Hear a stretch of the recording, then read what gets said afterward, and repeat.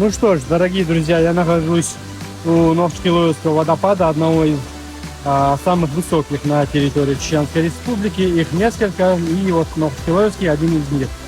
Не скажу, что сюда можно просто так добраться, нужно приложить некоторые усилия, но тем не менее это, конечно, стоит сделать, и я всем рекомендую, моим подписчикам, тем, кто следит за достопримечательностями, туристическими достопримечательностями Чеченской Республики.